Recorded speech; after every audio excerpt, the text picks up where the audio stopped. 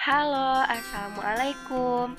Kali ini aku bakal nyeritain sebuah kisah tentang sahabat Nabi yang selalu sabar dan bersyukur kepada Allah.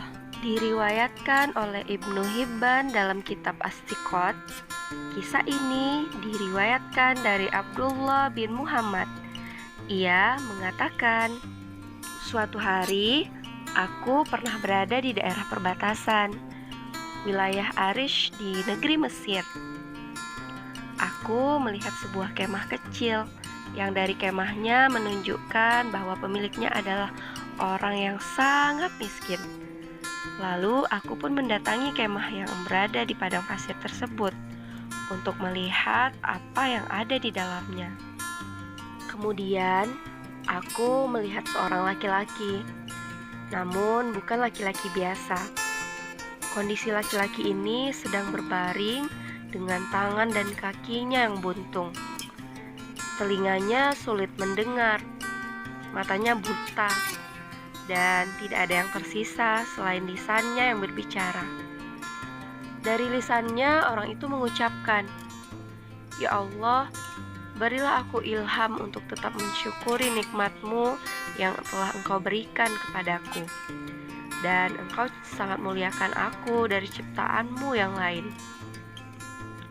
Lalu aku pun menemuinya dan berkata pada orang itu, "Wahai saudaraku, nikmat Allah mana yang mau engkau syukuri?" Kemudian laki-laki pemilik kemah itu menjawab, "Wahai saudara, diamlah. Demi Allah, seandainya Allah datangkan lautan, niscaya laut tersebut akan menenggelamkanku, atau gunung api yang pasti aku akan terbakar, atau dijatuhkan langit kepadaku yang pasti aku akan diremukkan. Aku tidak akan mengatakan apapun kecuali rasa syukur." Aku kembali bertanya, "Bersyukur atas apa?" Laki-laki pemilik kemah itu menjawab lagi, "Tidakkah engkau melihat Dia telah menganugerahkan aku lisan yang senantiasa berzikir dan bersyukur.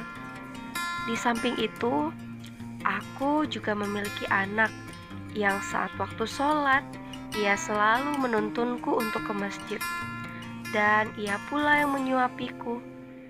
Namun, sejak 3 hari ini, dia tidak pulang kemari. Bisakah engkau tolong carikan dia?"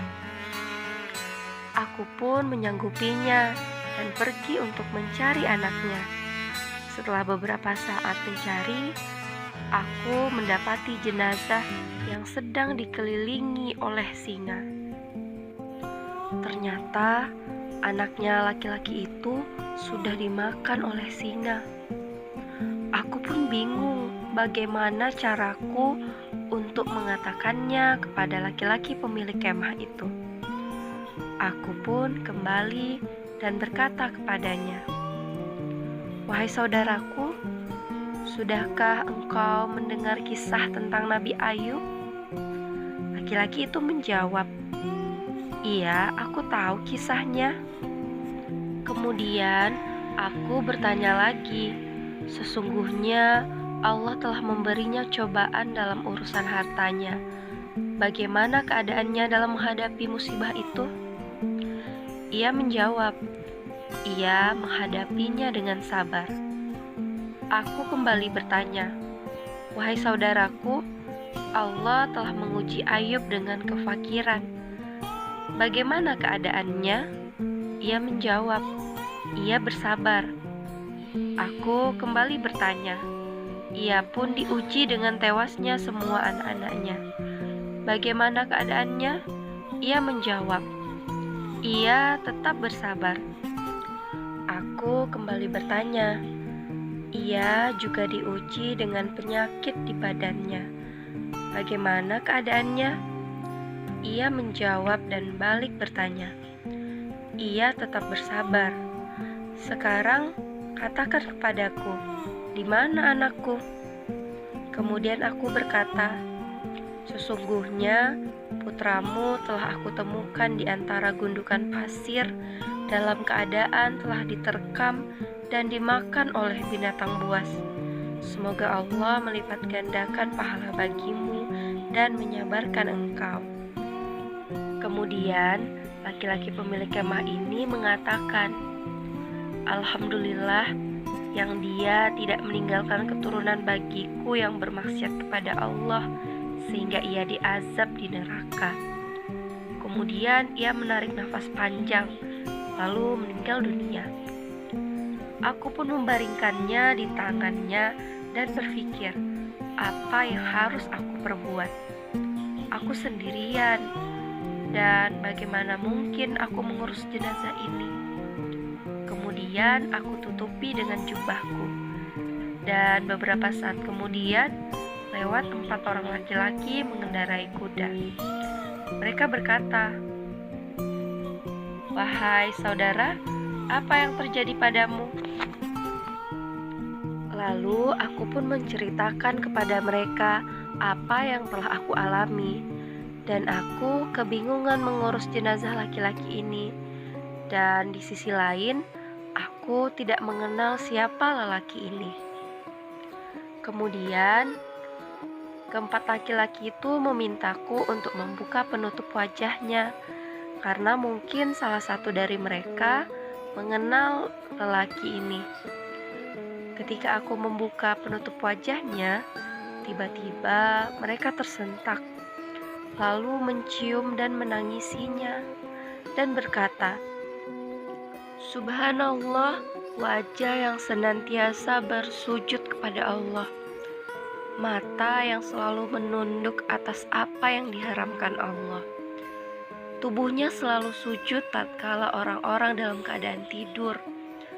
Aku pun bertanya, "Kalian kenal dengan lelaki ini?" Mereka menjawab, "Engkau tidak mengenalnya?" Aku menjawab bahwa aku tidak tahu siapa laki-laki ini. Kemudian mereka berkata, "Ini adalah Abu Qilabah, sahabat dari Ibnu Abbas. Laki-laki ini pernah dimintai oleh khalifah untuk menjadi seorang hakim. Namun ia menolak jabatan tersebut. Perlu diketahui bahwa jabatan hakim atau qadi adalah suatu jabatan khusus di mana mereka akan mengatur hukum dan menentukan hukum di antara manusia. Ini merupakan jabatan yang mulia pada saat itu. Namun Abu Qilabah menolaknya dan pergi ke wilayah Mesir hingga wafat dalam keadaan seperti ini. Kemudian Abdullah bin Muhammad bersama 4 laki-laki tadi pun memandikan, mengkafani, dan menyolatkannya sebelum akhirnya menguburkan lelaki tersebut. Dikatakan dalam kisah lain bahwa Abu Qilabah adalah sahabat Rasulullah terakhir pada masa itu, sehingga khalifah ingin menjadikannya seorang hakim. Dari kisah Abu Qilabah ini, kita bisa belajar bagaimana mensyukuri apapun yang kita miliki dan tetap bersabar dengan apapun yang menimpa kita. Sampai jumpa di kisah berikutnya. Assalamualaikum.